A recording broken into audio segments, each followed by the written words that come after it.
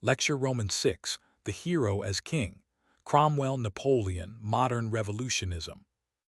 We come now to the last form of heroism, that which we call kingship, the commander over men, he to whose will our wills are to be subordinated and loyally surrender themselves and find their welfare in doing so, may be reckoned the most important of great men. He is practically the summary for us of all the various figures of heroism, priest, teacher, whatsoever of earthly or of spiritual dignity we can fancy to reside in a man, embodies itself here, to command over us, to furnish us with constant practical teaching, to tell us for the day and hour what we are to do. He is called Rex, regulator, Roy.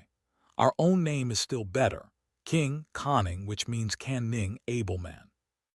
Numerous considerations, pointing towards deep, questionable, and indeed unfathomable regions, present themselves here, on the most of which we must resolutely for the present forbear to speak at all.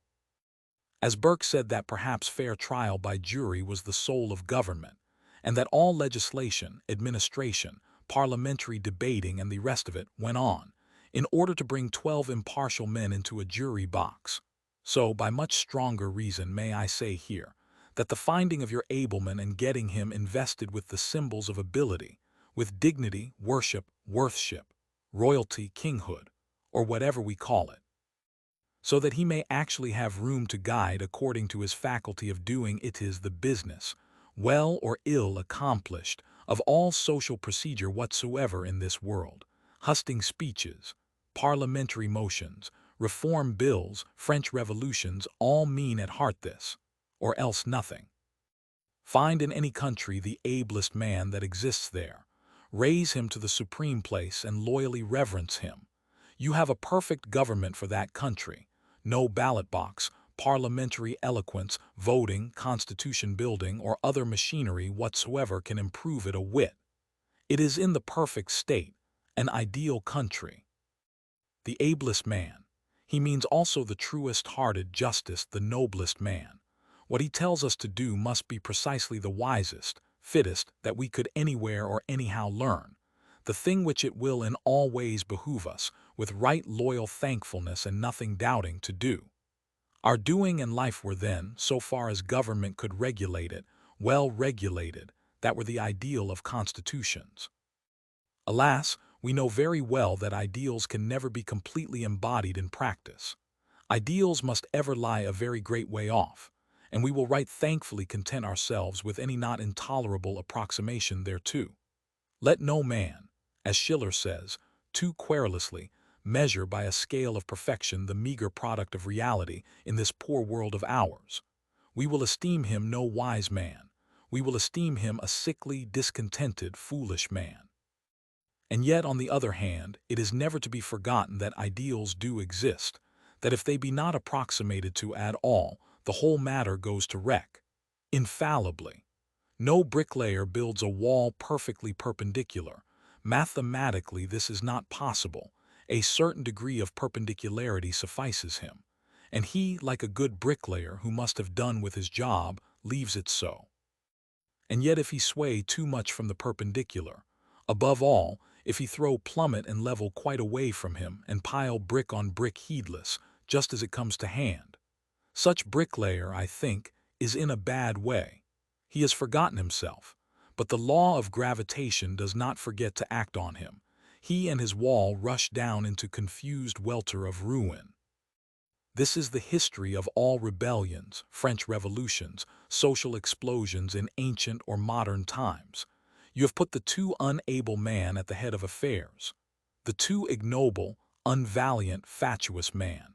You have forgotten that there is any rule or natural necessity whatever of putting the able man there. Brick must lie on brick as it may and can. Unable simulacrum of ability, quack in a word, must adjust himself with quack, in all manner of administration of human things, which accordingly lie unadministered, fermenting into unmeasured masses of failure, of indigent misery. In the outward, and in the inward or spiritual, miserable millions stretch out the hand for their due supply, and it is not there. The law of gravitation acts. Nature's laws do none of them forget to act. the miserable millions burst forth into sansculottism, or some other sort of madness. Bricks and bricklayer lie as a fatal chaos. Much sorry stuff, written some 100 years ago or more about the divine right of kings, molders unread now in the public libraries of this country. Far be it from us to disturb the calm process by which it is disappearing harmlessly from the earth in those repositories. At the same time, not to let the immense rubbish go without leaving us, as it ought. Some soul of it behind I will say that it did mean something, something true, which it is important for us and all men to keep in mind. To assert that in whatever man you chose to lay hold of by this or the other plan of clutching at him, and claps a round piece of metal on the head of, and called king there straightway came to reside a divine virtue, so that he became a kind of God, and a divinity inspired him with faculty, and right to rule over you to all lengths. This, what can we do with this but leave it to rot silently in the public libraries? But I will say withal, and that is what these divine right men meant, that in kings and in all human authorities, and relations that men God created can form among each other, there is verily either a divine right or else a diabolic wrong, one or the other of these two. For it is false altogether, what the last skeptical century taught us, that this world is a steam engine. There is a God in this world, and a God's sanction, or else the violation of such, does look out from all ruling and obedience, from all moral acts of men. There is no act more moral between men than that of rule and obedience. Woe to him that claims obedience when it is not due. Woe to him that refuses it when it is. God's law is in that, I say, however the parchment laws may run. There is a divine right or else a diabolic wrong at the heart of every claim that one man makes upon another. It can do none of us harm to reflect on this.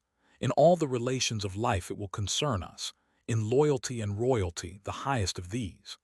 I esteem the modern era that all goes by self-interest and the checking and balancing of greedy knaveries, and that in short, there is nothing divine whatever in the association of men, a still more despicable error, natural as it is to an unbelieving century, than that of a divine right in people called kings.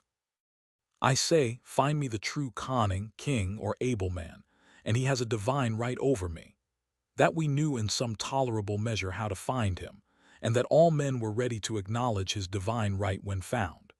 This is precisely the healing which a sick world is everywhere, in these ages, seeking after. The true king, as guide of the practical, has ever something of the pontiff in him, guide of the spiritual, from which all practice has its rise. This too is a true saying, that the king is head of the church. But we will leave the polemic stuff of a dead century to lie quiet on its bookshelves. Certainly it is a fearful business, that of having your ablemen to seek, and not knowing in what manner to proceed about it. That is the world's sad predicament in these times of ours. They are times of revolution and have long been. The bricklayer with his bricks, no longer heedful of plummet or the law of gravitation, have toppled, tumbled, and it all welters as we see. But the beginning of it was not the French Revolution. That is rather the end, we can hope. It were truer to say, the beginning was 3 centuries farther back, in the Reformation of Luther, that the thing which still called itself Christian Church had become a falsehood, and brazenly went about pretending to pardon men's sins for metallic coin money, and to do much else which in the everlasting truth of nature it did not now do. Here lay the vital malady. The inward being wrong, all outward went ever more and more wrong. Belief died away. All was doubt, disbelief. The builder cast away his plummet, said to himself, "What is gravitation? Brick lies on brick there." Alas, does it not still sound strange to many of us, the assertion that there is a God's truth in the business of God-created men, that all is not a kind of grimace and expediency, diplomacy, one knows not what? From that first necessary assertion of Luther's, "You, self-styled Papa, you are no father in God at all. You are a chimera whom I know not how to name in polite language." From that onwards to the shout which rose round Camille Desmoulins in the Palais Royal, aux arms, when the people had burst up against all manner of chimeras, I find a natural historical sequence. That shout too, so frightful, half infernal, was a great matter. once more the voice of awakened nations, starting confusedly as out of nightmare, as out of death sleep, into some dim feeling that life was real, that God's world was not an expediency and diplomacy. Infernal, yes, since they would not have it otherwise. Infernal, since not celestial or terrestrial hollowness, insincerity has to cease. Sincerity of some sort has to begin. Cost what it may, reigns of terror, horrors of French Revolution or what else, we have to return to truth. Here is a truth, as I said, a truth clad in hellfire, since they would not but have it so. A common theory among considerable parties of men in England and elsewhere used to be that the French nation had, in those days, as it were gone mad, that the French Revolution was a general act of insanity, a temporary conversion of France and large sections of the world into a kind of bedlam. The event had risen and raged, but was a madness and nonentity gone now happily into the region of dreams and the picturesque. To such comfortable philosophers, the 3 days of July, 1830, must have been a surprising phenomenon. Here is the French nation risen again, in musketry and death struggle, out shooting and being shot, to make that same mad French Revolution good. The sons and grandsons of those men, it would seem, persist in the enterprise. They do not disown it. They will have it made good, will have themselves shot if it be not made good. To philosophers who had made up their life system on that madness quietus, no phenomenon could be more alarming. Poor Niebuhr, they say, the Prussian professor and historian, fell broken-hearted in consequence, sickened, if we can believe it, and died of the 3 days. It was surely not a very heroic death, little better than Racine's, dying because Louis XIV looked sternly on him once.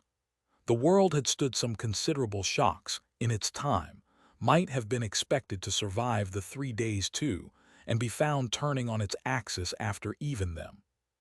The 3 days told all mortals that the old French Revolution, mad as it might look, was not a transitory ebullition of bedlam, but a genuine product of this earth where we all live, that it was verily a fact, and that the world in general would do well everywhere to regard it as such.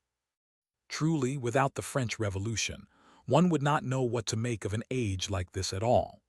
We will hail the French Revolution, as shipwrecked mariners might the sternest rock, in a world otherwise all of baseless sea and waves. A true apocalypse, though a terrible one to this false withered artificial time, testifying once more that nature is preternatural, if not divine, then diabolic. That semblance is not reality, that it has to become reality or the world will take fire under it, burn it into what it is, namely nothing. Plausibility has ended, empty routine has ended, much has ended. This, as with a trump of doom, has been proclaimed to all men. They are the wisest who will learn it soonest.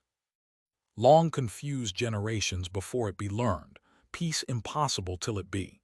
The earnest man, surrounded, as ever, with a world of inconsistencies, can await patiently strive to do his work in the midst of that. Sentence of death is written down in heaven against all that. Sentence of death is now proclaimed on the earth against it. This he with his eyes may see. And surely, I should say, considering the other side of the matter, what enormous difficulties lie there, and how fast, fearfully fast, in all countries. The inexorable demand for solution of them is pressing on. He may easily find other work to do than laboring in the Sansculottic province at this time of day. To me, in these circumstances, that of hero worship becomes a fact inexpressibly precious, the most solacing fact one sees in the world at present. There is an everlasting hope in it for the management of the world. Had all traditions, arrangements, creeds, societies that men ever instituted sunk away, this would remain. The certainty of heroes being sent us, our faculty, our necessity, to reverence heroes when sent. It shines like a pole star through smoke clouds, dust clouds, and all manner of down-rushing and conflagration. Hero worship would have sounded very strange to those workers and fighters in the French Revolution. Not reverence for great men, not any hope or belief, or even wish, that great men could again appear in the world. Nature turned into a machine was as if effete now, could not any longer produce great men, I can tell her she may give up the trade altogether then. We cannot do without great men. But neither have I any quarrel with that of liberty and equality. With the faith that wise great men being impossible, a level immensity of foolish small men would suffice. It was a natural faith then and there. Liberty and equality, no authority needed any longer. Hero worship, reverence for such authorities has proved false, is itself a falsehood. No more of it.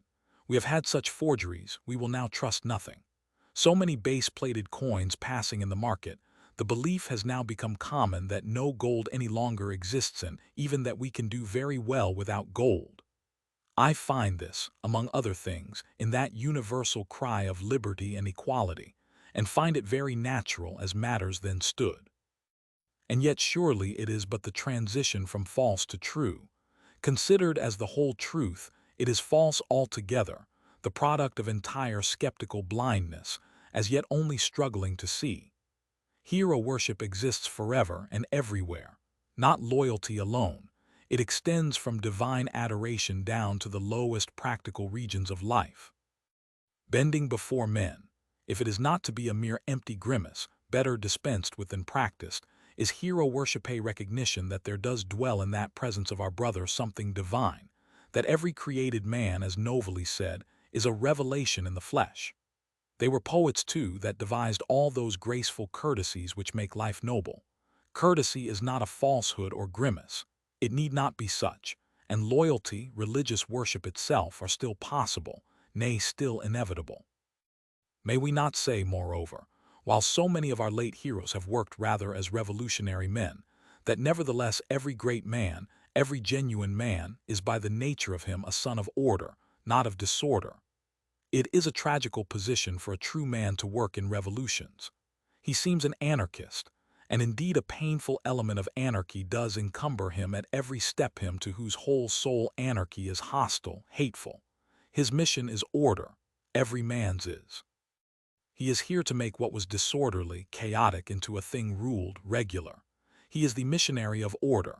Is not all work of man in this world a making of order? The carpenter finds rough trees, shapes them, constrains them into square fitness, into purpose and use. We are all born enemies of disorder. It is tragical for us all to be concerned in image-breaking and down-pulling. For the great man, more a man than we, it is doubly tragical. Thus too all human things, maddest French sansculottisms, do and must work towards order. I say, there is not a man in them, raging in the thickest of the madness, but is impelled withal at all moments towards order. His very life means that disorder is dissolution, death. No chaos, but it seeks a center to revolve round. While man is man, some Cromwell or Napoleon is the necessary finish of a sansculottism. Curious. In those days when hero worship was the most incredible thing to everyone, how it does come out nevertheless and assert itself practically, in a way which all have to credit. Divine right, take it on the great scale, is found to mean divine might withal. While old false formulas are getting trampled everywhere into destruction, new genuine substances unexpectedly unfold themselves indestructible. In rebellious ages, when kingship itself seems dead and abolished, Cromwell, Napoleon step forth again as kings. The history of these men is what we have now to look at, as our last fasces of heroism.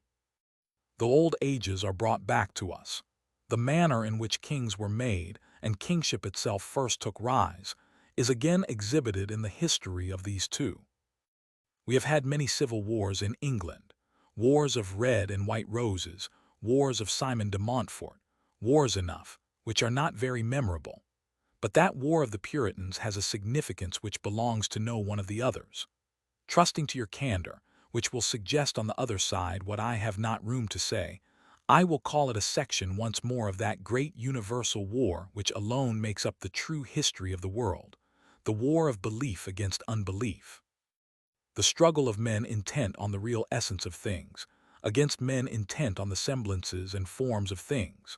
The Puritans, to many, seem mere savage iconoclasts, fierce destroyers of forms, but it were more just to call them haters of untrue forms. I hope we know how to respect Laud and his king as well as them.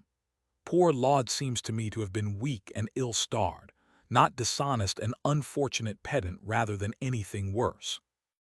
His dreams and superstitions, at which they laugh so, have an affectionate, lovable kind of character. He is like a college tutor, whose whole world is forms, college rules, whose notion is that these are the life and safety of the world. He is placed suddenly, with that unalterable luckless notion of his, at the head not of a college but of a nation, to regulate the most complex de-preaching interests of men. He thinks they ought to go by the old decent regulations, nay, that their salvation will lie in extending and improving these. Like a weak man, he drives with spasmodic vehemence towards his purpose, cramps himself to it, heeding no voice of prudence, no cry of pity. He will have his college rules obeyed by his collegian, that first, until that nothing. He is an ill-starred pedant, as I said.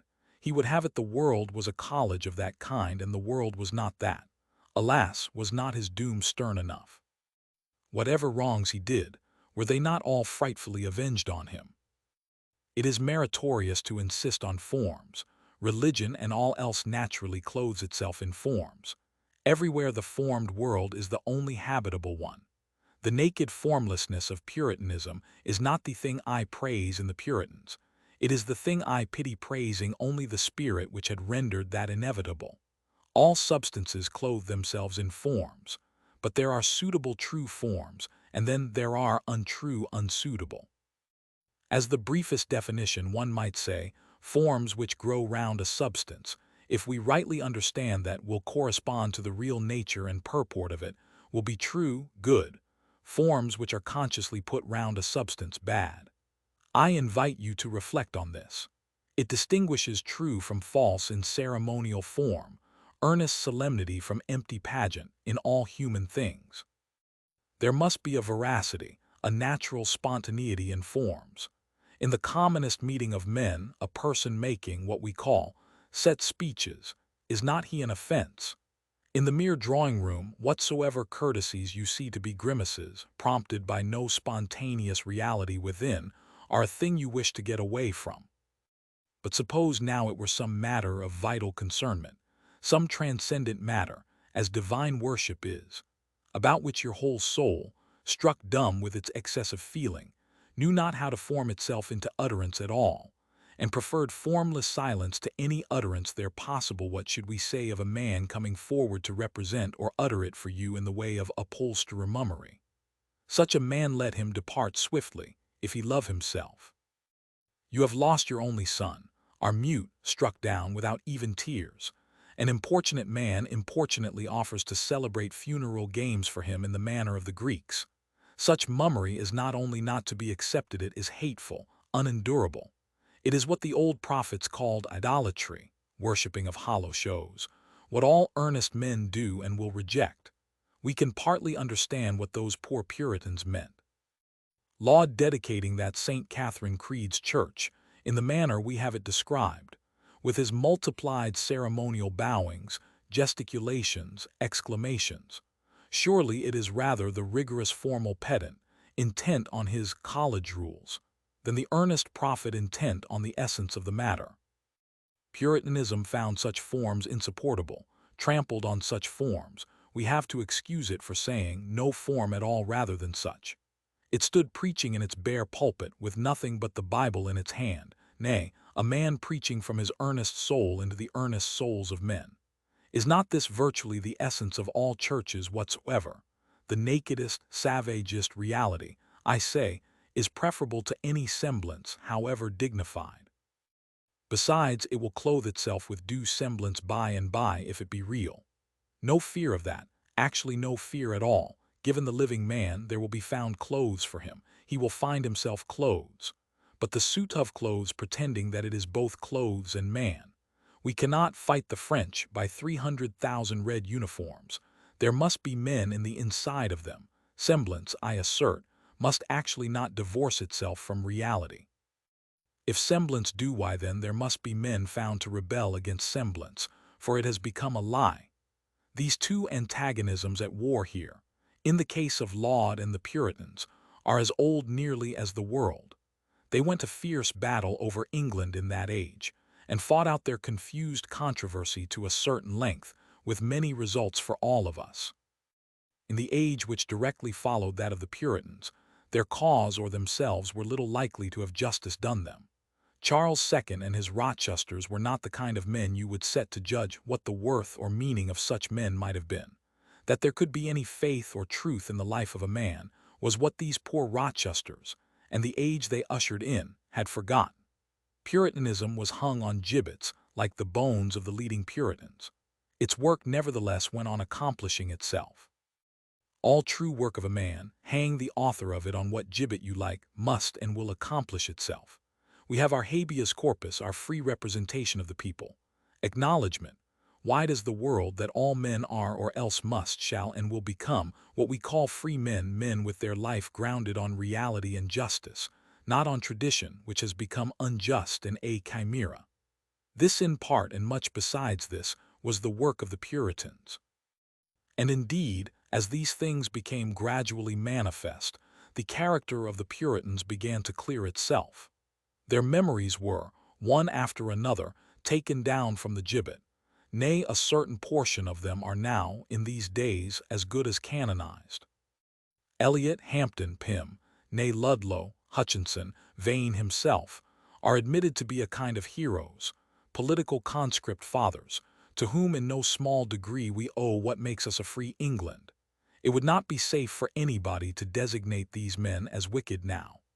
Few Puritans of note but find their apologists somewhere, and have a certain reverence paid them by earnest men. One Puritan, I think, and almost he alone, our poor Cromwell, seems to hang yet on the gibbet and find no hearty apologist anywhere. Him neither saint nor sinner will acquit of great wickedness. A man of ability, infinite talent, courage, and so forth, but he betrayed the cause.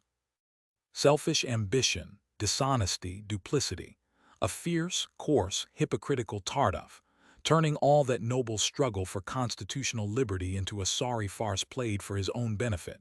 This and worse is the character they give of Cromwell. And then there come contrasts with Washington and others. Above all, with these noble Pyms and Hampdens, whose noble work he stole for himself, and ruined into a futility and deformity. This view of Cromwell seems to me the not unnatural product of a century like the 18th. As we said of the valet, so of the skeptic. He does not know a hero when he sees him. The valet expected purple mantles, gilt scepters, bodyguards, and flourishes of trumpets. The skeptic of the 18th century looks for regulated, respectable formulas, principles, or what else he may call them, a style of speech and conduct which has got to seem respectable, which can plead for itself in a handsome, articulate manner, and gain the suffrages of an enlightened, skeptical 18th century. It is, at bottom, the same thing that both the valet and he expect, the garnitures of some acknowledged royalty, which then they will acknowledge. The king coming to them in the rugged, unformulistic state shall be no king. For my own share, far be it from me to say or insinuate a word of disparagement against such characters as Hampden, Eliot, Pym, whom I believe to have been right worthy and useful men. I have read diligently what books and documents about them I could come at, with the honestest wish to admire, to love and worship them like heroes. But I am sorry to say, if the real truth must be told, with very indifferent success. At bottom, I found that it would not do. They are very noble men, these, step along in their stately way, with their measured euphemisms, philosophies, parliamentary eloquences, ship moneys, monarchies of man, a most constitutional, unblameable, dignified set of men. But the heart remains cold before them. The fancy alone endeavors to get up some worship of them. What man's heart does, in reality, break forth into any fire of brotherly love for these men? They are become dreadfully dull men. One breaks down often enough in the constitutional eloquence of the admirable Pym, with his seventhly and lastly. You find that it may be the admirablest thing in the world, but that it is heavy as lead, barren as brick clay, that in a word, for you there is little or nothing now surviving there. One leaves all these nobilities standing in their niches of honor. The rugged outcast Cromwell, he is the man of them all in whom one still finds human stuff. The great savage Berserk, he could write no euphemistic monarchy of man, did not speak, did not work with glib regularity, had no straight story to tell for himself anywhere. But he stood bare, not cased in euphemistic coat of mail. He grappled like a giant, face to face, heart to heart, with the naked truth of things. That, after all, is the sort of man for one. I plead guilty to valuing such a man beyond all other sorts of men. Smooth-shaven respectabilities not a few one finds, that are not good for much. Small thanks to a man for keeping his hands clean, who would not touch the work but with gloves on. Neither, on the whole, does this constitutional tolerance of the 18th century for the other happier Puritans seem to be a very great matter. One might say, it is but a piece of formalism and skepticism, like the rest. They tell us, it was a sorrowful thing to consider that the foundation of our English liberties should have been laid by superstition. These Puritans came forward with Calvinistic incredible creeds, antilogisms, Westminster confessions, demanding chiefly of all that they should have liberty to worship in their own way. Liberty to tax themselves, that was the thing they should have demanded. It was superstition, fanaticism, disgraceful ignorance of constitutional philosophy to insist on the other thing, liberty to tax oneself. Not to pay out money from your pocket except on reason shown. No century, I think, but a rather barren one would have fixed on that as the first right of man. I should say, on the contrary, a just man will generally have better cause than money in what shape soever, before deciding to revolt against his government. Ours is a most confused world, in which a good man will be thankful to see any kind of government maintain itself in a not insupportable manner, and here in England to this hour, if he is not ready to pay a great many taxes which he can see very small reason in, it will not go well with him, I think. He must try some other climate than this. Tax-gatherer, money. He will say, take my money since you can and it is so desirable to you, take it and take yourself away with it and leave me alone to my work here. I am still here, can still work after all the money you have taken from me. But if they come to him and say, acknowledge a lie, pretend to say you are worshiping God when you are not doing it, believe not the thing that you find true but the thing that I find or pretend to find true, he will answer, no, by God's help, no. You may take my purse, but I cannot have my moral self annihilated. The purse is any highwayman's who might meet me with a loaded pistol, but the self is mine and God my maker's. It is not yours, and I will resist you to the death and revolt against you, and on the whole, front all manner of extremities, accusations, and confusions in defense of that. Really, it seems to me the one reason which could justify revolting, this of the Puritans. It has been the soul of all just revolts among men. Not hunger alone produced even the French Revolution. No, but the feeling of the insupportable all-pervading falsehood which had now embodied itself in hunger, in universal material scarcity and nonentity, and thereby become indisputably false in the eyes of all. We will leave the 18th century with its liberty to tax itself. We will not astonish ourselves that the meaning of such men as the Puritans remain dim to it. To men who believe in no reality at all, how shall a real human soul, the intensest of all realities, as it were the voice of this world's maker still speaking to us, be intelligible? What it cannot reduce into constitutional doctrines relative to taxing, or other the like material interest, gross, palpable to the sense, such a century will needs reject as an amorphous heap of rubbish. Hampdens, Pims, and ship money will be the theme of much constitutional eloquence, striving to be fervid, which will glitter if not as fire does then as ice does, and the irreducible Cromwell will remain a chaotic mass of madness, hypocrisy, and much else. From of old, I will confess, this theory of Cromwell's falsity has been incredible to me. Nay, I cannot believe the like of any great man whatever. Multitudes of great men figure in history as false selfish men, but if we will consider it, they are but figures for us, unintelligible shadows. We do not see into them as men that could have existed at all. A superficial, unbelieving generation only, with no eye but for the surfaces and semblances of things, could form such notions of great men. Can a great soul be possible without a conscience in it, the essence of all real souls, great or small? No, we cannot figure Cromwell as a falsity and fatuity. The longer I study him and his career, I believe this the less. Why should we? There is no evidence of it. Is it not strange that, after all the mountains of calumny this man has been subject to, after being represented as the very prince of liars, who never or hardly ever spoke truth, but always some cunning counterfeit of truth, there should not yet have been one falsehood brought clearly home to him? A prince of liars and no lie spoken by him. Not one that I could yet get sight of. It is like Pocock asking Grotius, where is your proof of Mahomet's pigeon? No proof. Let us leave all these calumnious chimeras as chimeras ought to be left. They are not portraits of the man.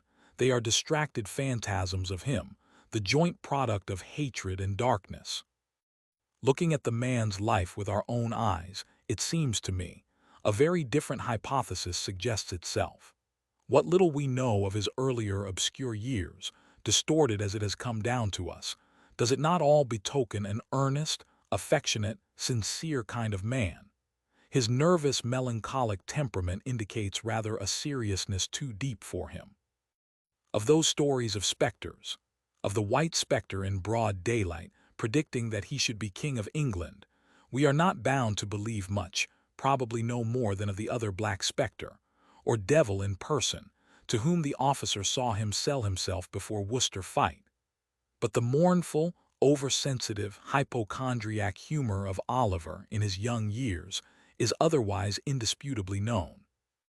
The Huntingdon physician told Sir Philip Warwick himself he had often been sent for at midnight. Mr. Cromwell was full of hypochondria, thought himself near dying, and had fancies about the town cross. These things are significant. Such an excitable, deep-feeling nature, in that rugged, stubborn strength of his, is not the symptom of falsehood. It is the symptom and promise of quite other than falsehood. The young Oliver is sent to study law, falls, or is said to have fallen for a little period into some of the dissipations of youth, but if so, speedily repents, abandons all this. Not much above 20, he is married, settled as an altogether grave and quiet man. He pays back what money he had won at gambling, says the story. He does not think any gain of that kind could be really his. It is very interesting, very natural, this conversion, as they well name it, this awakening of a great true soul from the worldly slough to see into the awful truth of things, to see that time and its shows all rested on eternity, and this poor earth of ours was the threshold either of heaven or of hell. Oliver's life at St. Ives in Ely, as a sober, industrious farmer, is it not altogether as that of a true and devout man? He has renounced the world and its ways. Its prizes are not the thing that can enrich him. He tills the earth. He reads his Bible, daily assembles his servants round him to worship God. He comforts persecuted ministers, is fond of preachers. Nay, can himself preach, exhorts his neighbors to be wise, to redeem the time. In all this, what hypocrisy, ambition, cant, or other falsity? The man's hopes, I do believe, were fixed on the other higher world, his aim to get well thither by walking well through his humble course in this world. He courts no notice. What could notice here do for him? Ever in his great taskmaster's eye. It is striking, too, how he comes out once into public view, he, since no other is willing to come, in resistance to public grievance. I mean in that matter of the Bedford Fens. No one else will go to law with authority, therefore he will. That matter once settled, he returns back into obscurity to his Bible and his plough. Gain influence. His influence is the most legitimate, derived from personal knowledge of him as a just, religious, reasonable, and determined man. In this way he has lived till past 40. Old age is now in view of him, and the earnest portal of death and eternity. It was at this point that he suddenly became ambitious. I do not interpret his parliamentary mission in that way. His successes in Parliament, his successes through the war, are honest successes of a brave man, who has more resolution in the heart of him, more light in the head of him than other men. His prayers to God, his spoken thanks to the God of victory who had preserved him safe and carried him forward so far, through the furious clash of a world all set in conflict, through desperate-looking envelopments at Dunbar, through the death hail of so many battles, mercy after mercy, to the crowning mercy of Worcester fight. All this is good and genuine for a deep-hearted Calvinistic Cromwell. Only to vain, unbelieving cavaliers, worshipping not God but their own love-locks, frivolities and formalities, living quite apart from contemplations of God, living without God in the world, need it seem hypocritical. Nor will his participation in the king's death involve him in condemnation with us. It is a stern business killing of a king, but if you once go to war with him, it lies there. This and all else lies there. Once at war, you have made wager of battle with him. It is he to die or else you. Reconciliation is problematic, may be possible, or far more likely is impossible. It is now pretty generally admitted that the Parliament, having vanquished Charles I, had no way of making any tenable arrangement with him. The large Presbyterian party, apprehensive now of the independents, were most anxious to do so, anxious indeed as for their own existence. But it could not be. The unhappy Charles in those final Hampton Court negotiations shows himself as a man fatally incapable of being dealt with. A man who, once for all, could not and would not understand, whose thought did not in any measure represent to him the real fact of the matter, nay worse, whose word did not at all represent his thought. We may say this of him without cruelty, with deep pity rather, but it is true and undeniable. Forsaken there of all but the name of kingship, he still, finding himself treated with outward respect as a king, fancied that he might play off party against party and smuggle himself into his old power by deceiving both. Alas, they both discovered that he was deceiving them.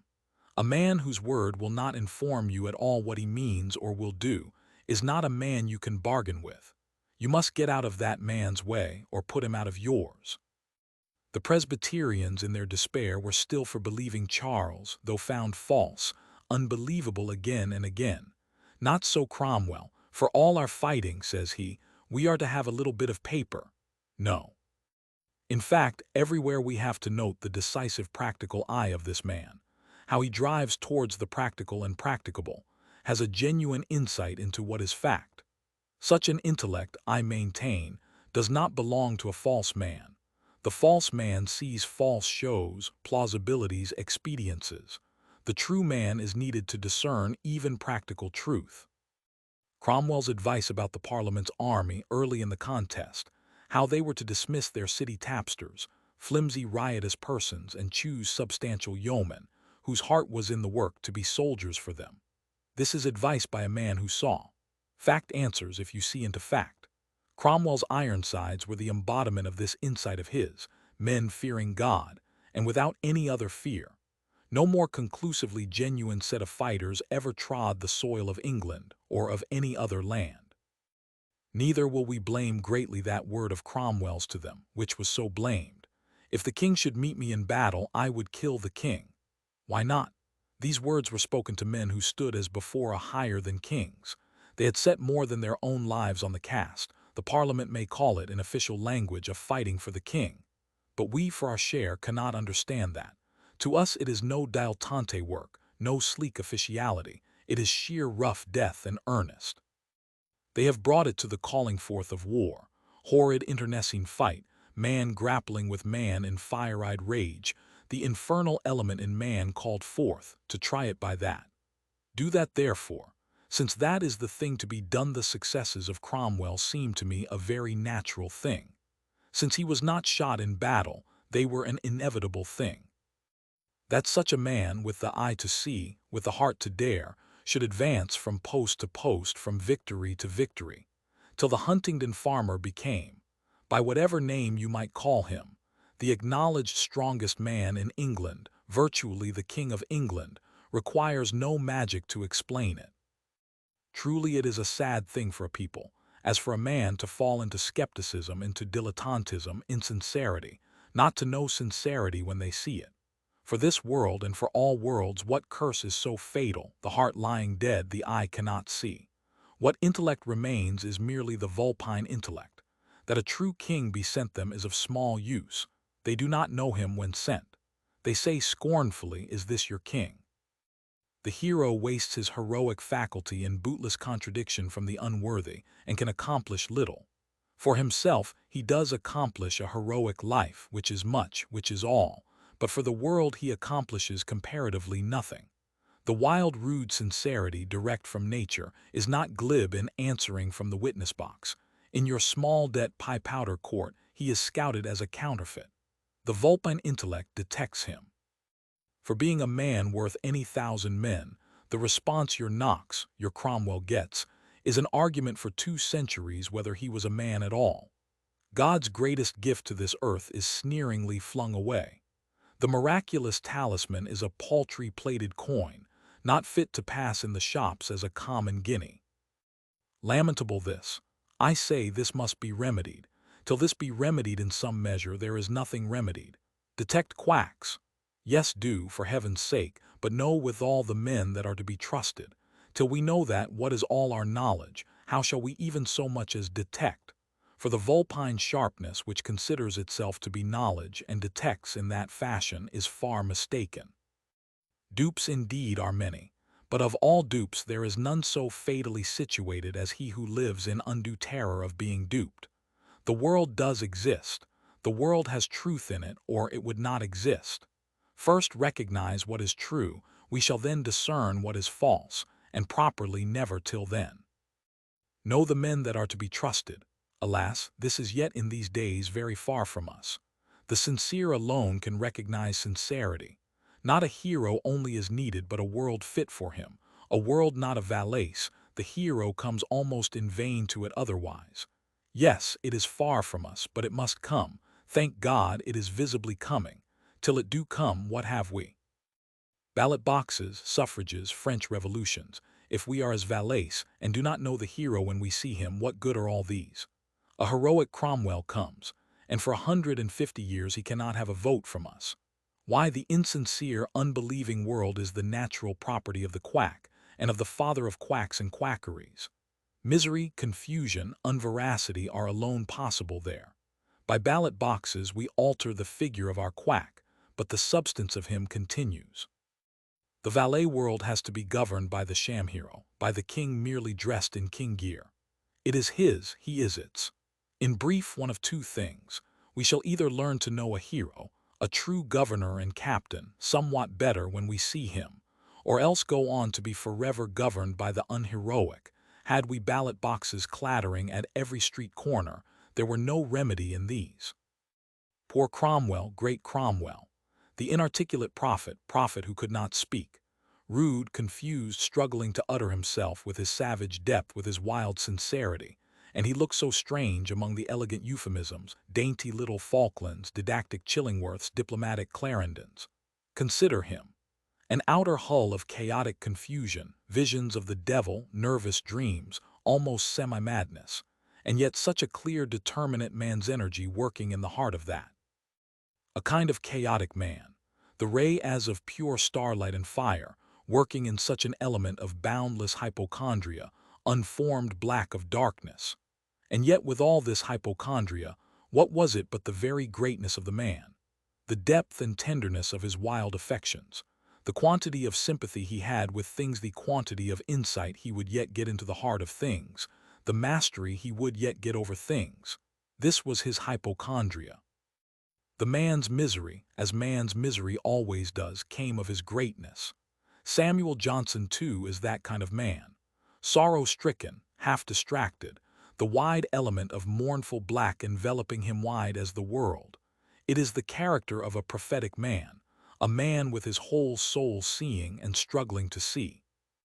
On this ground, too, I explain to myself Cromwell's reputed confusion of speech. To himself, the internal meaning was sung clear, but the material with which he was to clothe it in utterance was not there. He had lived silent, a great unnamed sea of thought round him all his days, and in his way of life little call to attempt naming or uttering that. With his sharp power of vision, resolute power of action, I doubt not he could have learned to write books withal, and speak fluently enough. He did harder things than writing of books. This kind of man is precisely he who is fit for doing manfully all things you will set him on doing. Intellect is not speaking and logicizing. It is seeing and ascertaining.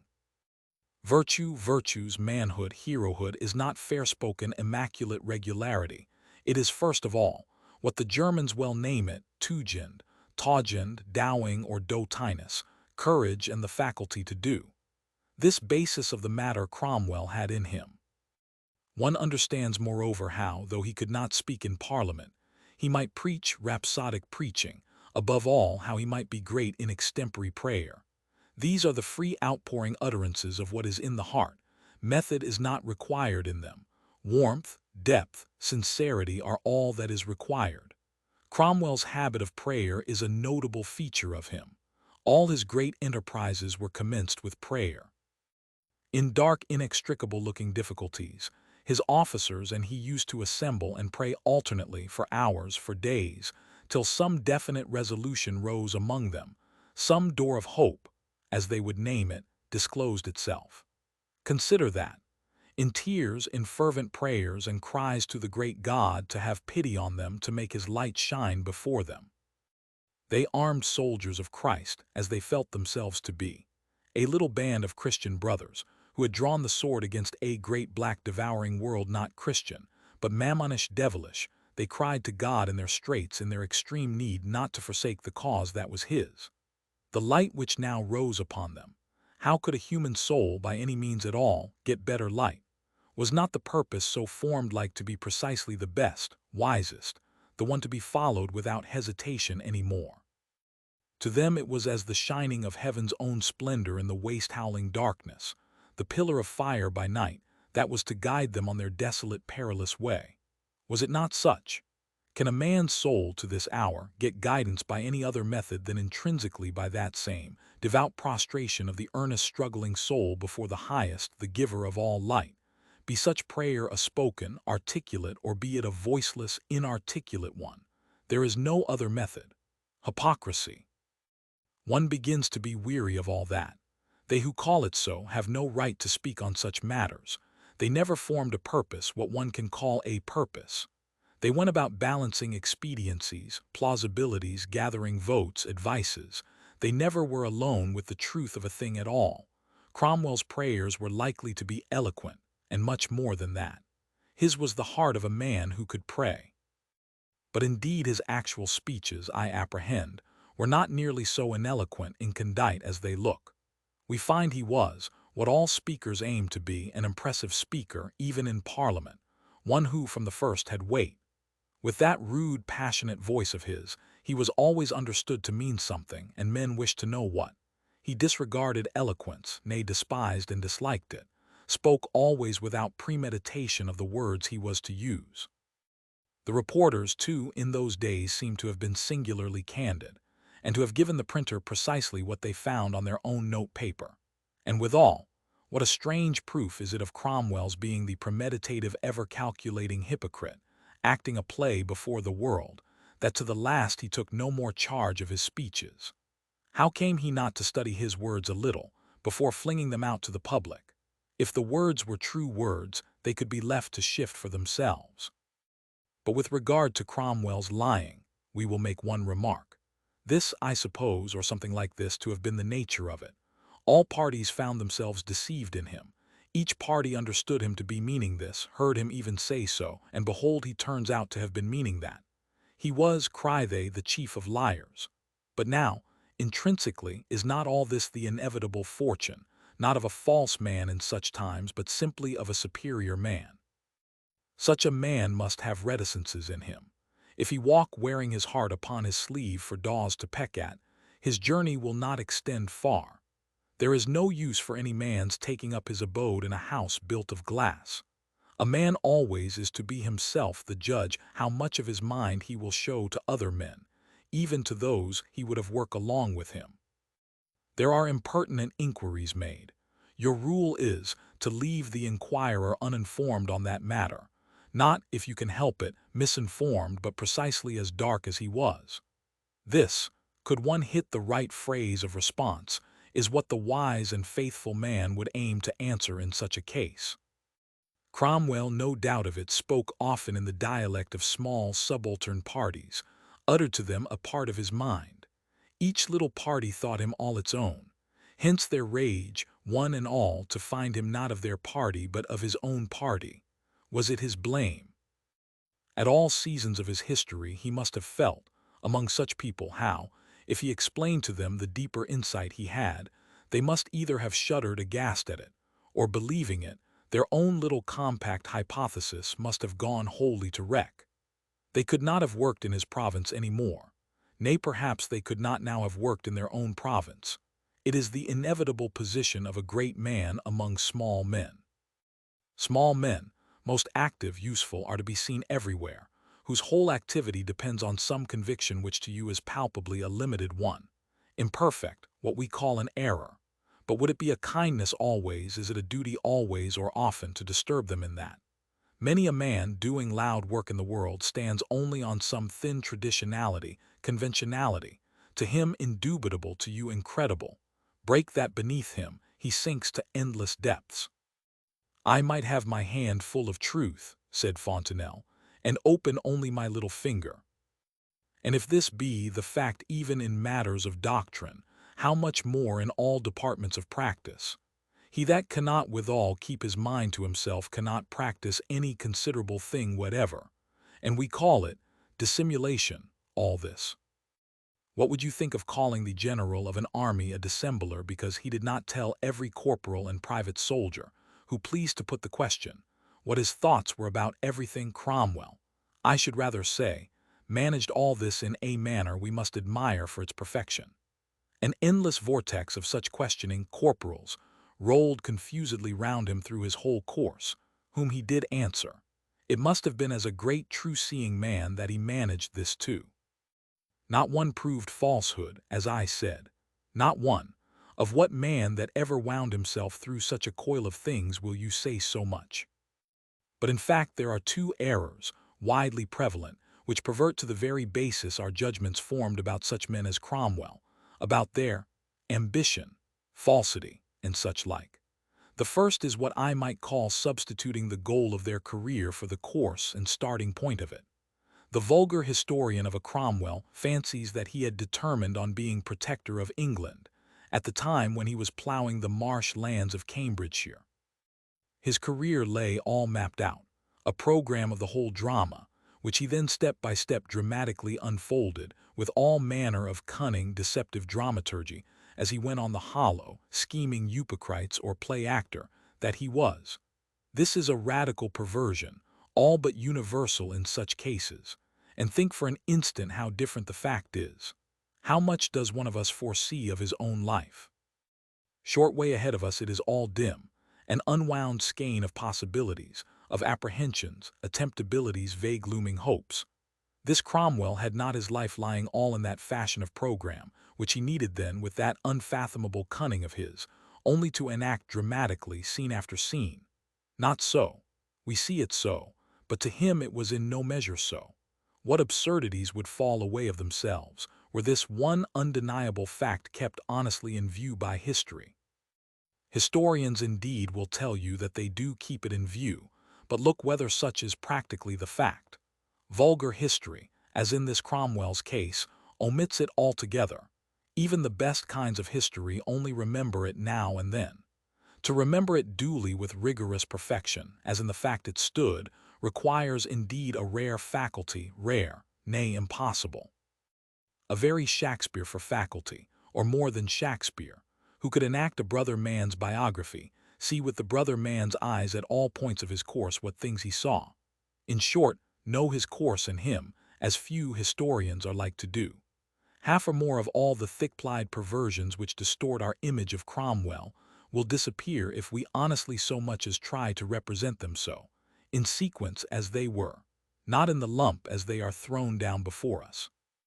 But a second error which I think the generality commit refers to this same ambition itself. We exaggerate the ambition of great men. We mistake what the nature of it is. Great men are not ambitious in that sense. He is a small poor man that is ambitious so.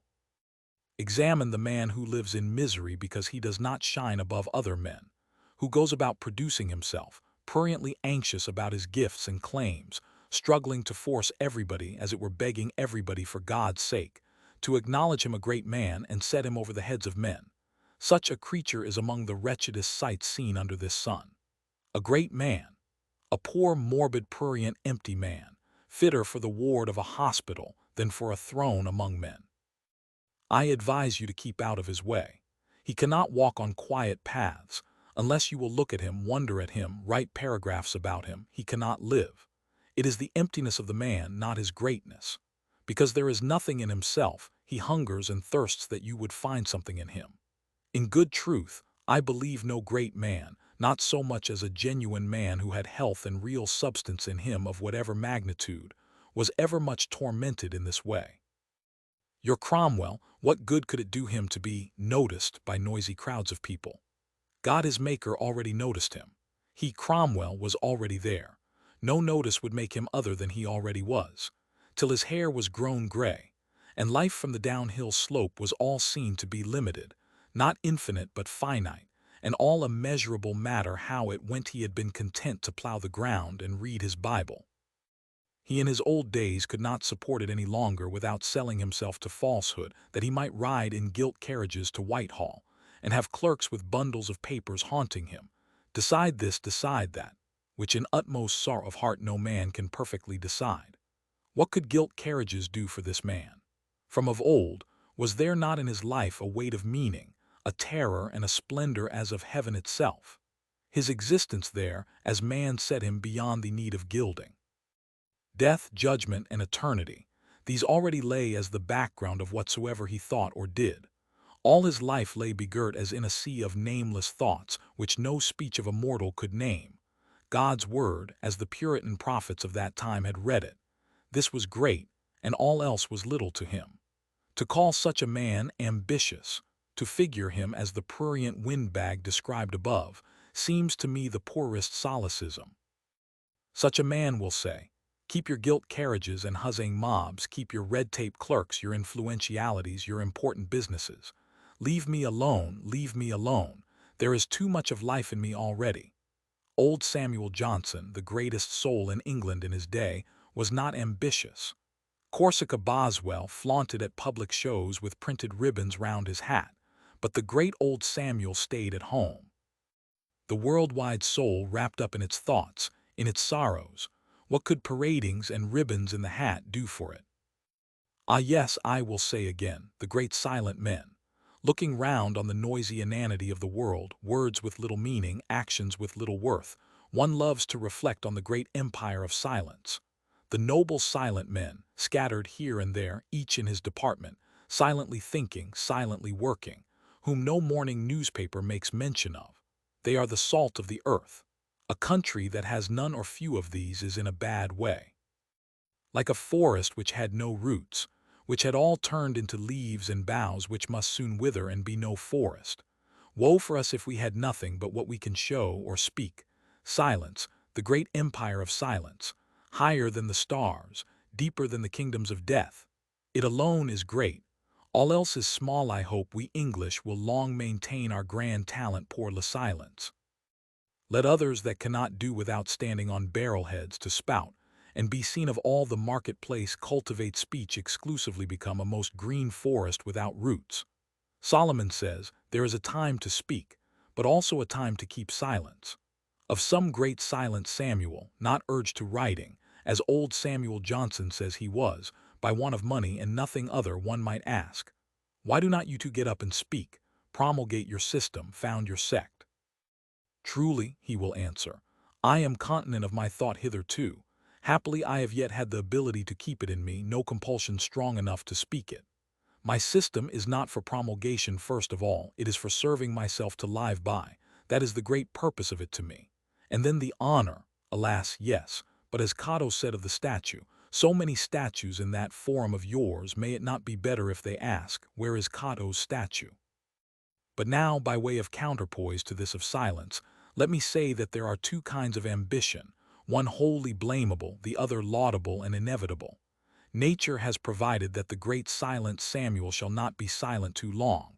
The selfish wish to shine over others, let it be accounted altogether poor and miserable. Seekest thou great things, seek them not. This is most true. And yet, I say, there is an irrepressible tendency in every man to develop himself according to the magnitude which nature has made him of, to speak out, to act out what nature has laid in him. This is proper, fit, inevitable. Nay, it is a duty, and even the summary of duties for a man. The meaning of life here on earth might be defined as consisting in this: to unfold yourself, to work what thing you have the faculty for. It is a necessity for the human being, the first law of our existence. Coleridge beautifully remarks that the infant learns to speak by this necessity it feels. We will say, therefore, to decide about ambition, whether it is bad or not, you have two things to take into view: not the coveting of the place alone, but the fitness of the man for the place withal. That is the question. Perhaps the place was his. Perhaps he had a natural right, and even obligation, to seek the place. Murraybow's ambition to be prime minister, how shall we blame it, if he were the only man in France that could have done any good there? Hopefuller perhaps had he not so clearly felt how much good he could do. But a poor Necker who could do no good, and had even felt that he could do none, yet sitting broken-hearted because they had flung him out, and he was now quit of it. Well might Gibbon mourn over him. Nature, I say, has provided amply that the silent great man shall strive to speak withal. Too amply, rather. Fancy, for example, you had revealed to the brave old Samuel Johnson in his shrouded-up existence that it was possible for him to do priceless divine work for his country and the whole world, that the perfect heavenly law might be made law on this earth, that the prayer he prayed daily, "Thy kingdom come," was at length to be fulfilled. If you had convinced his judgment of this, that it was possible, practicable, that he, the mournful silent Samuel, was called to take a part in it, would not the whole soul of the man have flamed up into a divine clearness, into noble utterance and determination to act, casting all sorrows and misgivings under his feet, counting all affliction and contradiction small, the whole dark element of his existence blazing into articulate radiance of light and lightning? It were a true ambition, this. And think now how it actually was with Cromwell. From of old the sufferings of God's church, true zealous preachers of the truth flung into dungeons, whips set on pillories, their ears crops off, God's gospel cause trodden under foot of the unworthy. All this had lain heavy on his soul. Long years he had looked upon it in silence, in prayer, seeing no remedy on earth, trusting well that a remedy in heaven's goodness would come, that such a course was false, unjust, and could not last forever. And now behold the dawn of it. After 12 years' silent waiting, all England stirs itself. There is to be once more a parliament. The right will get a voice for itself. Inexpressible, well-grounded hope has come again into the earth. Was not such a parliament worth being a member of? Cromwell threw down his plows and hastened thither. He spoke their rugged bursts of earnestness, of a self-seen truth, where we get a glimpse of them. He worked there. He fought and strove like a strong, true giant of a man, through cannon tumult and all else, on, till the cause triumphed, its once so formidable enemies all swept from before it, and the dawn of hope had become clear light of victory and certainty. That he stood there as the strongest soul of England, the undisputed hero of all England, what of this? It was possible that the law of Christ's gospel could now establish itself in the world. The theocracy which John Knox in his pulpit might dream of as a devout imagination, this practical man, experienced in the whole chaos of most rough practice, dared to consider as capable of being realized. Those that were highest in Christ's church, the devoutest, wisest men, were to rule the land. In some considerable degree it might be so and should be so. Was it not true, God's truth? And if true, was it not then the very thing to do? The strongest practical intellect in England dared to answer, yes. This I call a noble true purpose. Is it not, in its own dialect, the noblest that could enter into the heart of statesman or man? For a Knox to take it up was something, but for a Cromwell, with his great sound sense and experience of what our world was, history, I think, shows it only this once in such a degree. I account it the culminating point of Protestantism, the most heroic fasces that faith in the Bible was appointed to exhibit here below. Fancy it, that it were made manifest to one of us, how we could make the right supremely victorious over wrong, and all that we had longed and prayed for, as the highest good to England and all lands, an attainable fact. Well, I must say, the vulpine intellect, with its knowingness, its alertness and expertness in detecting hypocrites, seems to me a rather sorry business. We have had but one such statesman in England, one man that I can get sight of, who ever had in the heart of him any such purpose at all. One man in the course of 1500 years, and this was his welcome. He had adherents by the 100 or the 10, opponents by the million. Had England rallied all round him, why then, England might have been a Christian land. As it is, vulpine knowingness sits yet at its hopeless problem, given a world of knaves to educe an honesty from their united action. How cumbrous a problem you may see in chancery law courts and some other places. Till at length, by heaven's just anger, but also by heaven's great grace, the matter begins to stagnate, and this problem is becoming to all men a palpably hopeless one. But with regard to Cromwell and his purposes, Hume and a multitude following him come upon me here with an admission that Cromwell was sincere at first, a sincere fanatic at first, but gradually became a hypocrite as things opened round him. This of the fanatic hypocrite is Hume's theory of it, extensively applied since to Mahomet and many others. Think of it seriously, you will find something in it. Not much, not all, very far from all. Sincere hero hearts do not sink in this miserable manner. The sun flings forth impurities, gets balefully encrusted with spots, but it does not quench itself and become no sun at all, but a mass of darkness. I will venture to say that such never befell a great deep Cromwell. I think never. Nature's own lion-hearted son. Antaeus-like, his strength is got by touching the earth, his mother. Lift him up from the earth, lift him up into hypocrisy, inanity. His strength is gone. We will not assert that Cromwell was an immaculate man, that he fell into no faults, no insincerities among the rest. He was no dilettante professor of perfections, immaculate conducts. He was a rugged Orson, rending his rough way through actual true work, doubtless with many a fall therein. Insincerities, faults, very many faults daily and hourly. It was too well known to him, known to God and him. The sun was dimmed many a time, but the sun had not himself grown a dimness. Cromwell's last words as he lay waiting for death are those of a Christian heroic man. Broken prayers to God that he would judge him and this cause, he since man could not, in justice yet in pity. They are most touching words. He breathed out his wild, great soul, its toils and sins all ended now, into the presence of his Maker in this manner. I, for one, will not call the man a hypocrite. Hypocrite mummer, the life of him a mere theatricality, empty barren quack, hungry for the shouts of mobs. The man had made obscurity do very well for him till his head was gray, and now he was, there, as he stood recognized unblamed, the virtual king of England. Cannot a man do without king's coaches and cloaks? Is it such a blessedness to have clerks forever pestering you with bundles of papers in red tape? A simple Diocletian prefers planting of cabbages.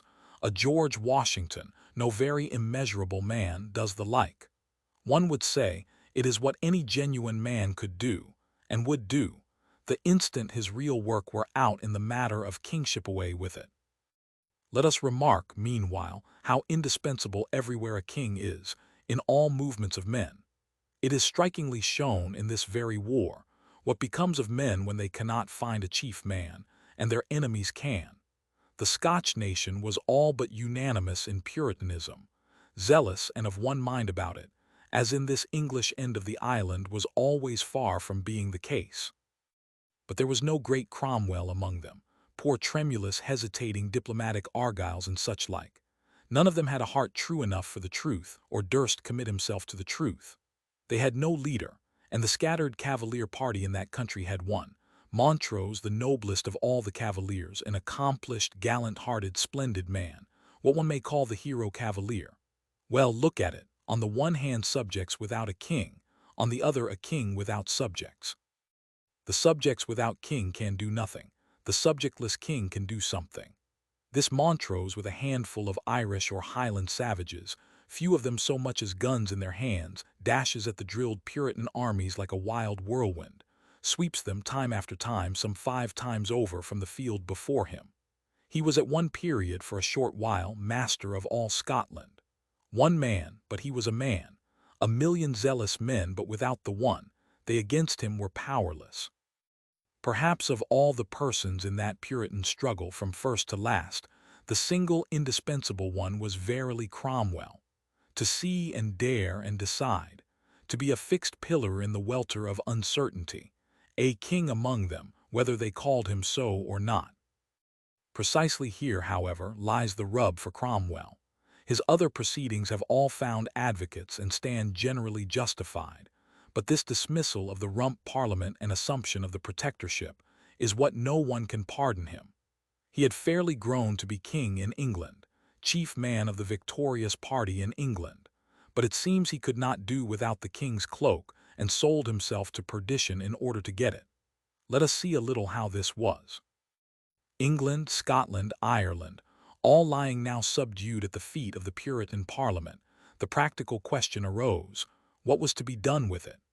How will you govern these nations, which Providence in a wondrous way has given up to your disposal?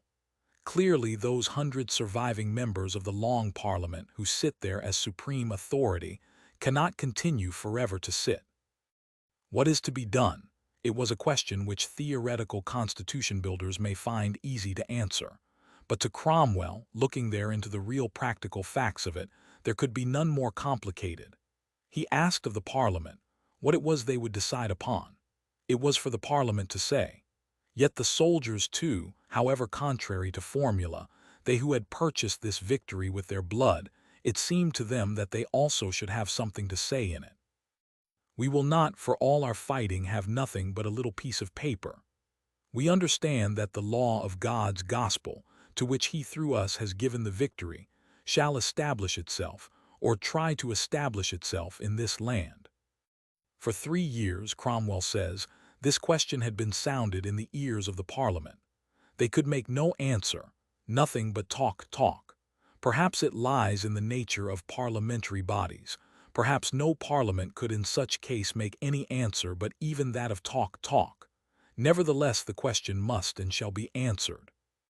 You 60 men there becoming fast odious, even despicable to the whole nation, whom the nation already calls Rump Parliament, you cannot continue to sit there. Who or what then is to follow? Free Parliament, right of election, constitutional formulas of one sort or the other. The thing is a hungry fact coming on us, which we must answer or be devoured by it. And who are you that prate of constitutional formulas, rights of Parliament? You have had to kill your king, to make pride's purges, to expel and banish by the law of the stronger whosoever would not let your cause prosper. There are but 50 or 60 of you left there, debating in these days. Tell us what we shall do, not in the way of formula, but of practicable fact. How they did finally answer remains obscure to this day. The diligent Godwin himself admits that he cannot make it out. The likeliest is that this poor Parliament still would not, and indeed could not dissolve and disperse, that when it came to the point of actually dispersing, they again, for the 10th or 20th time, adjourned it, and Cromwell's patience failed him. But we will take the favorablest hypothesis ever started for the Parliament. The favorablest, though I believe it is not the true one, but too favorable. According to this version, at the uttermost crisis, when Cromwell and his officers were met on the one hand, and the 50 or 60 Rump members on the other, it was suddenly told Cromwell that the Rump in its despair was answering in a very singular way, that in their splenetic envious despair, to keep out the army at least, these men were hurrying through the House a kind of Reform Bill Parliament to be chosen by the whole of England, equable electoral division into districts, free suffrage and the rest of it, a very questionable, or indeed for them an unquestionable thing. Reform Bill, free suffrage of Englishmen. Why, the Royalists themselves, silenced indeed but not exterminated, perhaps outnumber us. The great numerical majority of England was always indifferent to our cause, merely looked at it and submitted to it. It is in weight and force, not by counting of heads, that we are the majority. And now with your formulas and reform bills, the whole matter, sorely won by our swords, shall again launch itself to sea, become a mere hope and likelihood, small even as a likelihood. And it is not a likelihood. It is a certainty which we have won by God's strength in our own right hands and do now hold here. Cromwell walked down to these refractory members, interrupted them in that rapid speed of their reform bill, ordered them to be gone, and talked there no more. Can we not forgive him? Can we not understand him? John Milton, who looked on it all near at hand, could applaud him. The reality had swept the formulas away before it. I fancy most men who were realities in England might see into the necessity of that. The strong, daring man, therefore, has set all manner of formulas and logical superficialities against him, has dared appeal to the genuine fact of this England, whether it will support him or not. It is curious to see how he struggles to govern in some constitutional way, find some parliament to support him, but cannot. His first parliament, the one they call Barebones' parliament, is, so to speak, a convocation of the notables. From all quarters of England, the leading ministers and chief Puritan officials nominate the men most distinguished by religious reputation, influence, and attachment to the true cause. These are assembled to shape out a plan. They sanction what was past, shaped as they could what was to come. They were scornfully called Barebones' Parliament. The man's name, it seems, was not Barebones, but Barbone, a good enough man. Nor was it a jest, their work. It was a most serious reality, a trial on the part of these Puritan notables how far the law of Christ could become the law of this England. There were men of sense among them, men of some quality, men of deep piety. I suppose the most of them were. They failed, it seems, and broke down, endeavoring to reform the Court of Chancery. They dissolved themselves, as incompetent, delivered up their power again into the hands of the Lord General Cromwell, to do with it what he liked and could. What will he do with it? The Lord General Cromwell, Commander-in-Chief of all the forces raised and to be raised. He hereby sees himself, at this unexampled juncture, as it were the one available authority left in England, nothing between England and utter anarchy but him alone. Such is the undeniable fact of his position and England's, there and then. What will he do with it? After deliberation, he decides that he will accept it, will formally, with public solemnity, say and vow before God and men, "Yes, the fact is so, and I will do the best I can with it." Protectorship, instrument of government, these are the external forms of the thing, worked out and sanctioned as they could in the circumstances be, by the judges, by the leading official people, council of officers and persons of interest in the nation. And as for the thing itself, undeniably enough, at the pass matters had now come to, there was no alternative but anarchy or that. Puritan England might accept it or not, but Puritan England was, in real truth, saved from suicide thereby. I believe the Puritan people did, in an inarticulate, grumbling, yet on the whole grateful and real way, accept this anomalous act of Oliver's. At least, he and they together made it good, and always better to the last. But in their parliamentary, articulate way, they had their difficulties and never knew fully what to say to it. Oliver's second parliament, properly his first regular parliament, chosen by the rule laid down in the instrument of government, did assemble and worked, but got before long into bottomless questions as to the protector's right, as to usurpation, and so forth, and had at the earliest legal day to be dismissed. Cromwell's concluding speech to these men is a remarkable one. So likewise to his third parliament, in similar rebuke for their pedantries and obstinacies. Most rude, chaotic all these speeches are, but most earnest-looking. You would say it was a sincere, helpless man, not used to speak the great inorganic thought of him, but to act it rather. A helplessness of utterance in such bursting fullness of meaning. He talks much about births of providence. All these changes, so many victories and events were not forethoughts and theatrical contrivances of men, of me or of men. It is blind blasphemers that will persist in calling them so. He insists with a heavy, sulphurous, wrathful emphasis on this, as he well might, as if a Cromwell in that dark, huge game he had been playing, The world wholly thrown into chaos round him had foreseen it all, and played it all off like a pre-contrived puppet show by wood and wire. These things were foreseen by no man, he says.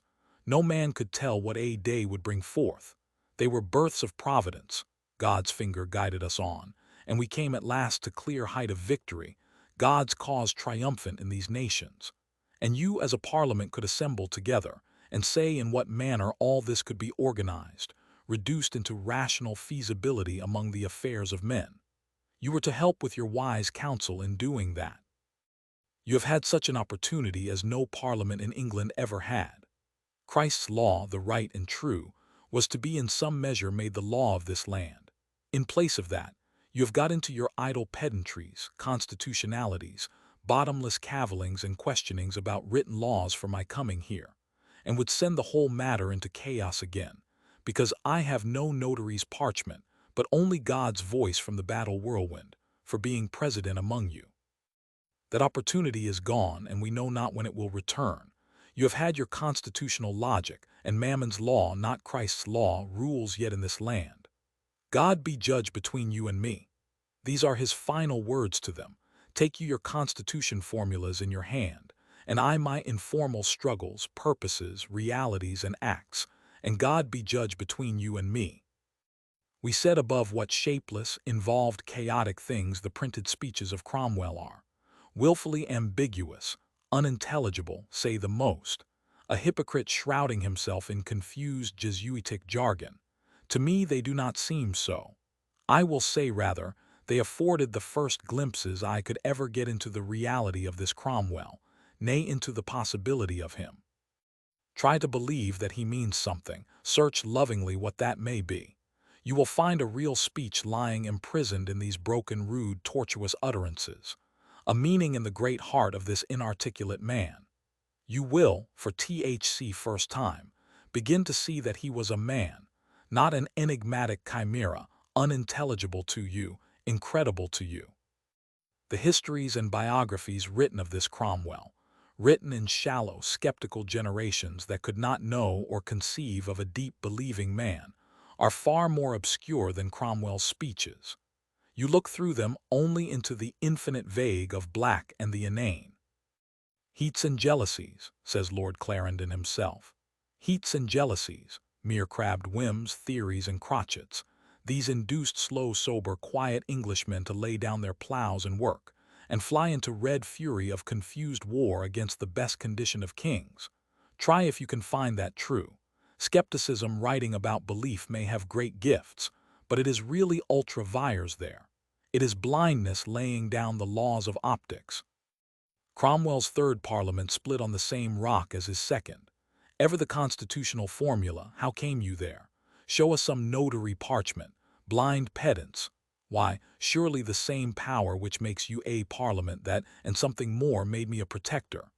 If my protectorship is nothing, what in the name of wonder is your parliamenteership, a reflex and creation of that?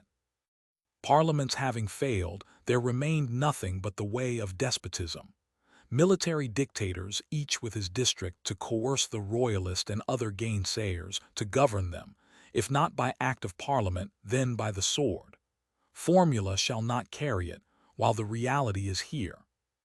I will go on protecting oppressed Protestants abroad, appointing just judges, wise managers at home, cherishing true gospel ministers, doing the best I can to make England a Christian England, greater than old Rome, the queen of Protestant Christianity. Since you will not help me, while God leaves me life. Why did he not give it up, retire into obscurity again, since the law would not acknowledge him? Cry several. That is where they mistake. For him there was no giving of it up. Prime ministers have governed countries, Pitt, Pombal, Choiseul, and their word was a law while it held. But this prime minister was one that could not get resigned. Let him once resign, Charles Stuart and the Cavaliers waited to kill him, to kill the cause and him. Once embarked, there is no retreat, no return. This prime minister could retire no whither except into his tomb. One is sorry for Cromwell in his old days. His complaint is incessant of the heavy burden Providence has laid on him. Heavy, which he must bear till death. Old Colonel Hutchinson, as his wife relates it, Hutchinson, his old battle-mate coming to see him on some indispensable business, much against his will, Cromwell follows him to the door, in a most fraternal, domestic, conciliatory style, begs that he would be reconciled to him, his old brother in arms, says how much it grieves him to be misunderstood, deserted by true fellow soldiers, dear to him from of old. The rigorous Hutchinson, cased in his Republican formula, sullenly goes his way, and the man's head now white, his strong arm growing weary with its long work. I think always too of his poor mother, now very old, living in that palace of his, a right brave woman, as indeed they lived all an honest, God-fearing household there. If she heard a shot go off, she thought it was her son killed. He had to come to her at least once a day, that she might see with her own eyes that he was yet living. The poor old mother, what had this man gained? What had he gained? He had a life of sore strife and toil to his last day. Fame, ambition, place in history. His dead body was hung in chains. His place in history forsooth, has been a place of ignominy, accusation, blackness, and disgrace. And here this day, who knows if it is not rash in me to be among the first that ever ventured to pronounce him not a knave and liar, but a genuinely honest man. Peace to him. Did he not, in spite of all, accomplish much for us? We walk smoothly over his great, rough, heroic life, step over his body sunk in the ditch there. We need not spurn it as we step on it. Let the hero rest. It was not to men's judgment that he appealed, nor have men judged him very well. Precisely a century and a year after this of Puritanism had got itself hushed up into decent composure, and its results made smooth, in 1688, there broke out a far deeper explosion, much more difficult to hush up, known to all mortals, and like to be long known, by the name of French Revolution. It is properly the third and final act of Protestantism, the explosive, confused return of mankind to reality and fact, now that they were perishing of semblance and sham. We call our English Puritanism the second act. Well then, the Bible is true, let us go by the Bible. In church, said Luther. In church and state, said Cromwell, let us go by what actually is God's truth. Men have to return to reality, they cannot live on semblance. The French Revolution, or third act, we may well call the final one, for lower than that savage sansculottism men cannot go. They stand there on the nakedest haggard fact, undeniable in all seasons and circumstances, and may and must begin again confidently to build up from that. The French explosion, like the English one, got its king who had no notary parchment to show for himself. We have still to glance for a moment at Napoleon, our second modern king. Napoleon does by no means seem to me so great a man as Cromwell. His enormous victories, which reached over all Europe, while Cromwell abode mainly in our little England, are but as the high stilts on which the man is seen standing. The stature of the man is not altered thereby. I find in him no such sincerity as in Cromwell, only a far inferior sort. No silent walking through long years with the awful unnameable of this universe, walking with God, as he called it, and faith and strength in that alone, latent thought and valor content to lie latent, then burst out as in blaze of heaven's lightning. Napoleon lived in an age when God was no longer believed. The meaning of all silence, latency, was thought to be nonentity. He had to begin not out of the Puritan Bible, but out of poor skeptical encyclopedies. This was the length the man carried it. Meritorious to get so far. His compact, prompt, every way articulate character is in itself perhaps small, compared with our great chaotic inarticulate Cromwell's. Instead of dumb prophets struggling to speak, we have a portentous mixture of the quack withal. Hume's notion of the fanatic hypocrite, with such truth as it has, will apply much better to Napoleon than it did to Cromwell, to Mahomet or the like, where indeed taken strictly it has hardly any truth at all. An element of blamable ambition shows itself, from the first, in this man, gets the victory over him at last, and involves him and his work in ruin. False as a bulletin became a proverb in Napoleon's time. He makes what excuse he could for it, that it was necessary to mislead the enemy, to keep up his own men's courage, and so forth. On the whole, there are no excuses. A man in no case has liberty to tell lies. It had been, in the long run, better for Napoleon too if he had not told any. In fact, if a man have any purpose reaching beyond the hour and day, meant to be found extant next day, what good can it ever be to promulgate lies? The lies are found out, ruinous penalty is exacted for them. No man will believe the liar next time, even when he speaks truth, when it is of the last importance that he be believed.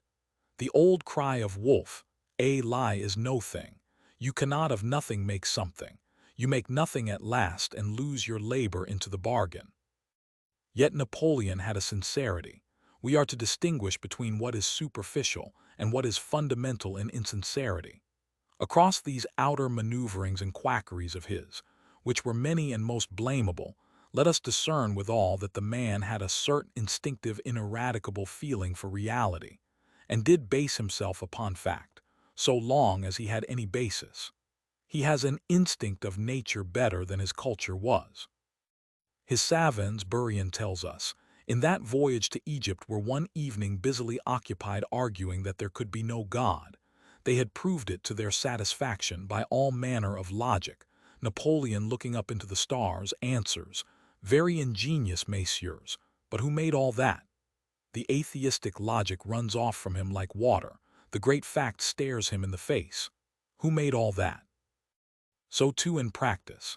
He, as every man that can be great or have victory in this world, sees through all entanglements the practical heart of the matter, drives straight towards that. When the steward of his Tuileries palace was exhibiting the new upholstery, with praises and demonstration how glorious it was, and how cheap withal, Napoleon, making little answer, asked for a pair of scissors, clips one of the gold tassels from a window curtain, put it in his pocket, and walked on. Some days afterwards he produced it at the right moment, to the horror of his upholstery functionary. It was not gold but tinsel. In St. Helena it is notable how he still, to his last days, insists on the practical, the real. Why talk and complain? Above all, why quarrel with one another? There is no result in it. It comes to nothing that one can do. Say nothing if one can do nothing. He speaks often so to his poor discontented followers. He is like a piece of silent strength in the middle of their morbid querulousness there. And accordingly was there not what we can call a faith in him, genuine so far as it went, that this new enormous democracy asserting itself here in the French Revolution is an unsuppressible fact, which the whole world, with its old forces and institutions, cannot put down.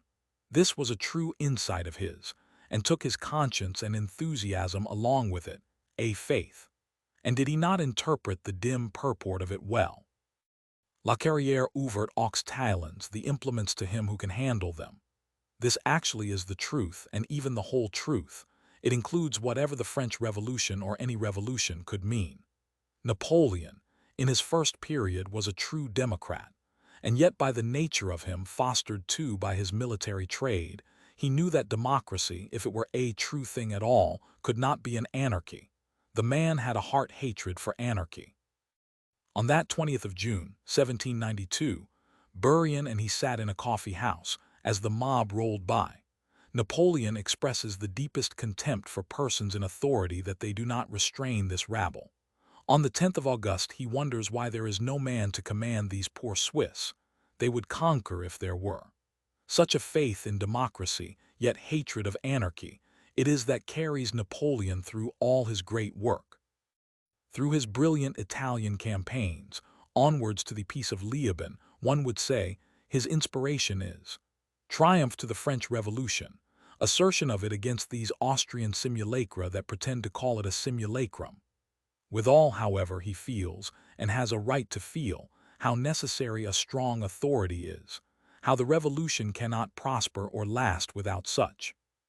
To bridle in that great devouring, self-devouring French Revolution, to tame it so that its intrinsic purpose can be made good, that it may become organic and be able to live among other organisms and formed things, not as a wasting destruction alone. Is not this still what he partly aimed at as the true purport of his life? Nay, what he actually managed to do? Through Wagrams, Austerlitzes, triumph after triumph he triumphed so far.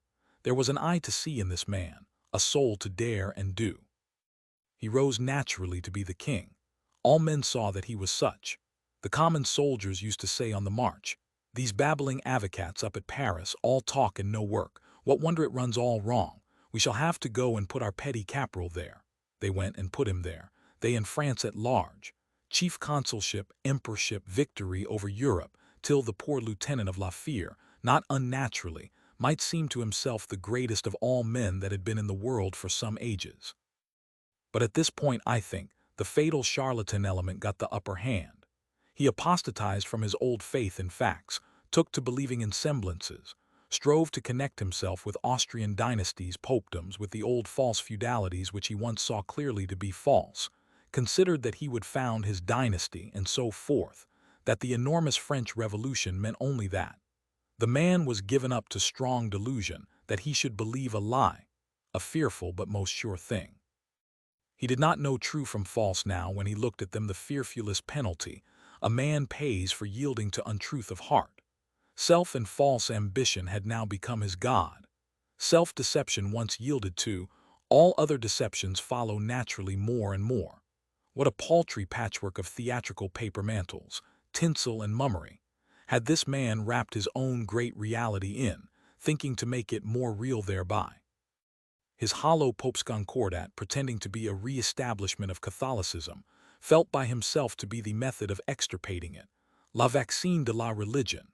His ceremonial coronations, consecrations by the old Italian chimera in Notre Dame, wanting nothing to complete the pomp of it, as Augereau said, nothing but the 500,000 of men who had died to put an end to all that. Cromwell's inauguration was by the sword and Bible, what we must call a genuinely true one. Sword and Bible were born before him without any chimera. Were not these the real emblems of Puritanism, its true decoration and insignia? It had used them both in a very real manner and pretended to stand by them now. But this poor Napoleon mistook. He believed too much in the dupability of men, saw no fact deeper in man than hunger and this. He was mistaken. Like a man that should build upon cloud, his house, and he fall down in confused wreck and depart out of the world. Alas, in all of us this charlatan element exists and might be developed were the temptation strong enough. Lead us not into temptation, but it is fatal, I say, that it be developed. The thing into which it enters as a cognizable ingredient is doomed to be altogether transitory, and however huge it may look is in itself small.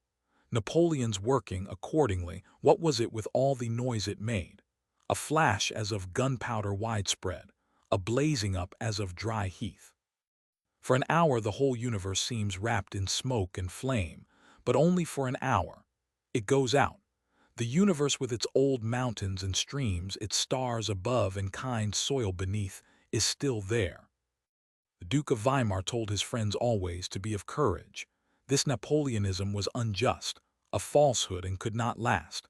It is true doctrine. The heavier this Napoleon trampled on the world, holding it tyrannously down, the fiercer would the world's recoil against him be, one day. Injustice pays itself with frightful compound interest. I am not sure but he had better have lost his best park of artillery, or had his best regiment drowned in the sea, than shot that poor German bookseller, Palm. It was a palpable, tyrannous, murderous injustice, which no man, let him paint an inch thick, could make out to be other. It burnt deep into the hearts of men, it and the like of it. Suppressed fire flashed in the eyes of men as they thought of it waiting their day. Which day came. Germany rose round him. What Napoleon did will in the long run amount to what he did justly, what nature with her laws will sanction. To what of reality was in him, to that and nothing more. The rest was all smoke and waste.